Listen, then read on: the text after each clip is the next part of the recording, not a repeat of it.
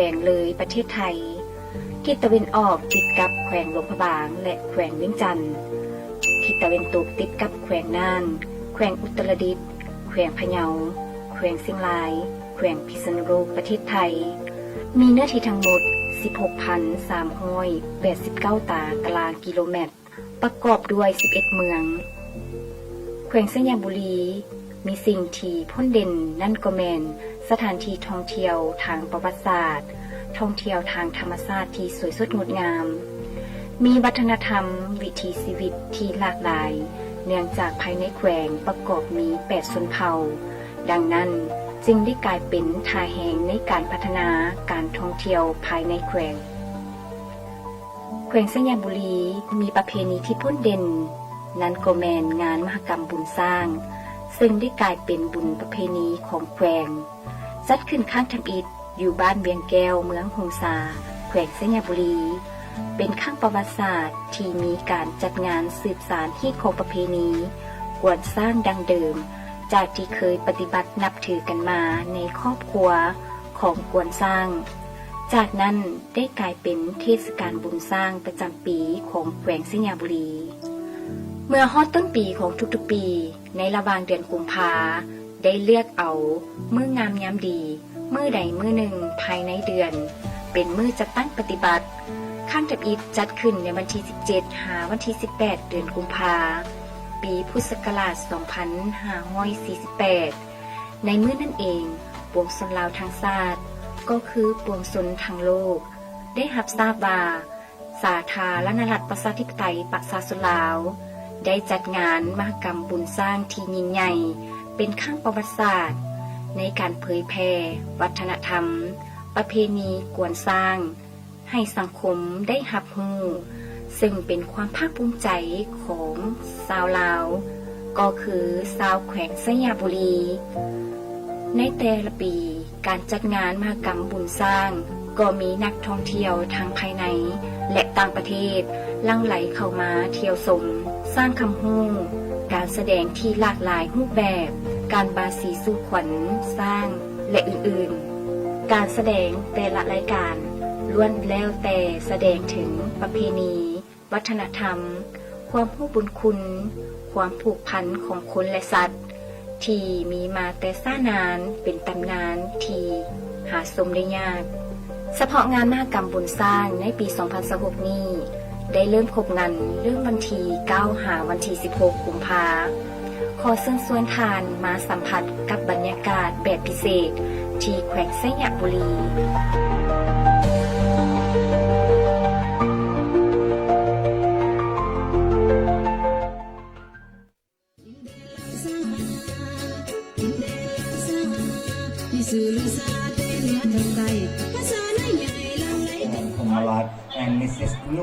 สัญญาบุรีดินแดนยาวสุดลาดานหน้าที่แข้งแกนแดนคำข้าวปูคำเขียวท่องเที่ยวแห่งเมืองซางเอกอ่างหม้อไฟยางเมืองฮงซาไฟฟ้าเขื่อนน้ำคลองสามัคคีปองดองบรรดาเผ่าไร่ซีซันพลังดันสู่ความมั่งคั่งเข้มแข็งสบายดีท่านผู้ชมที่เคารพสบายดีท่านผู้ชมที่หักแพงขอต้อนรับท่านผู้ชมมาติดตามรับชมการถ่ายทอดสดที่นี่เปิดงานมหกรรมบุญสร้างครั้งที่19อยู่ที่แขวงสัญญาบุรีซึ่งนี้ข้าพเจ้าฟ้องสมุนมณฑลวงศ์แล้วก็ธีรวรรณศรีพิสัยฮันดีเป็นพิธีกรดำเนินรายการถ่ายทอดสดผ่านทางโทรทัศน์แห่งชาติลาวช่อง3ในวันนี้สำหรับงานมหกรรมบุญสร้างก็เป็นบางบุญใหญ่ของปวงชนลาวว่ารวมเอาเฉพาะกับแม่สาวแขวงสัญญาบุรีมาแล้วซึ่งในวันนี้ปัจจุบันพวกเขาทางทรงพร้อมด้วยมวลชนชาวสัญญาบุรีพวกเขากำลังได้มาเต้าโฮมอยู่สถานที่แห่งนี้เพื่อจะได้ร่วมกันเปิดพิธีงานมหกรรมบุญสร้างอย่างเป็นทางการซึ่งว่าอยู่ในปัจจุบันนี้ก็คืออยู่ในปี 2026 นี้เนาะก็ถือว่ามีงานมหกรรมบุญสร้างที่จัดขึ้นเริ่มแต่มื้อวันที่9จนถึงวันที่16และสำหรับตอนเช้ามื้อนี้ก็ถือว่าเป็นเช้าข้อมือวันที่14เป็นมื้อเปิดพิธีอย่างเป็นทางการสำหรับงานมหกรรมบุญสร้างอยู่ในปีนี้และก็มีหลายกิจกรรมที่ว่าปิ้นโอนไม่ว่าจะเป็นการแสดงศิลปะวรรณคดีงานตลาดนัดรวมไปถึงการประกวดนางสาวงามธิดาสร้างที่มีขึ้นอยู่ในทุกๆปีสำหรับวันนี้เนาะก็เป็นพิธีเปิดอย่างเป็นทางการงานมหกรรมบุญสร้างเนาะก็มีหลายๆกิจกรรมที่ทางแขวงสัญญาบุรีเนาะจะได้นำมาแสดงให้มวลชนได้รับชม ก็คือจะบอกว่าจะเป็นศิลปะวรรณคดี แล้วก็กิจกรรมของสร้างกระมูส่วนว่าบรรยากาศทั้งในสนามจะมีกี่เราใดนะเสริมประธานไปติดตามชม เชิญประธานที่ตามรับชมได้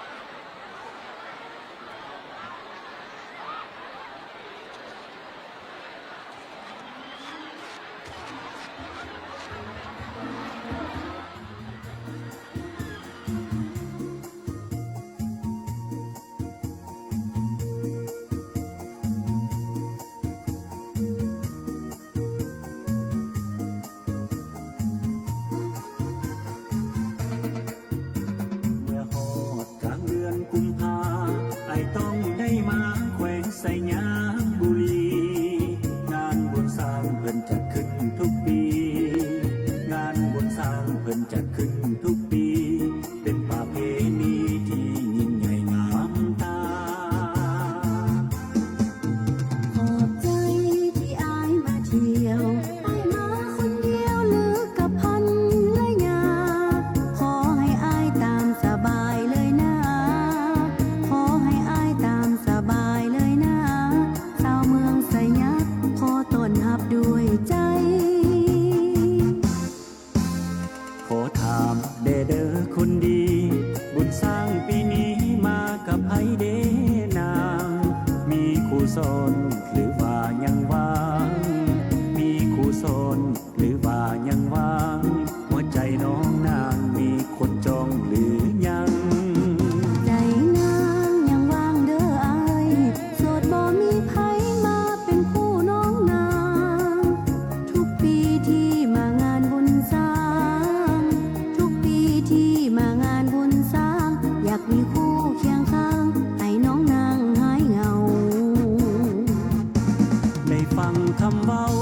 ที่เจ้าเว้ามา เป็นวาสนาอายแล้วนะนามนอายอยู่คนเดียวเปลี่ยวใจหลายปีคู่ซ้อนบ่มีเว้าอีหลีเด้อสาว สาวบ้านนอกหลอกไผบ่เป็นเหมือนที่อายเห็นน้องบ่งามเด้อบ่าวถ้าอายโสดคือจังคำเว้าฮักกันน้อเฮาเจ้าคิดว่าจังใด อายมาบุญสร้างปีนี้ดีใจอีหลีที่ได้น้องเป็นแฟ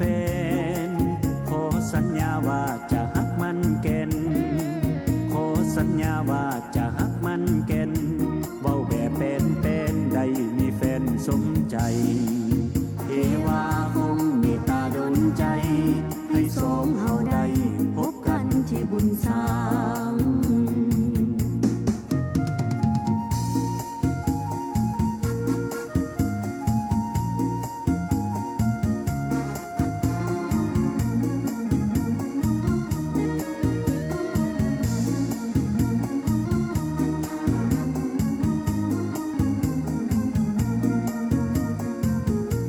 ได้ฟังคำเว้าที่เจ้าเว้ามา เป็นวาสนาอายแล้วนะนามนอายอยู่คนเดียวเปลี่ยวใจหลายปีคู่ซ้อนบ่มีเว้าอีหลีเด้อสาว สาวบ้านนอกหลอกไผบ่เป็นเหมือนที่อายเห็นน้องบ่งามเด้อบ่าวถ้าอายโสดคือจังคำเว้าฮักกันน้อเฮาเจ้าคิดว่าจังใด อายมาบุญสร้างปีนี้ดีใจอีหลีที่ได้น้องเป็นแฟน ขอสัญญาว่าจะฮักมันแก่น ขอสัญญาว่าจะฮักมันแก่น เว้าแบบเป็นได้มีแฟนสมใจเทวาคงเมตตาดลใจ ให้สองเฮาได้พบกันที่บุญสร้างเทวาคงเมตตาดลใจ ให้สองเฮาได้พบกันที่บุญสร้าง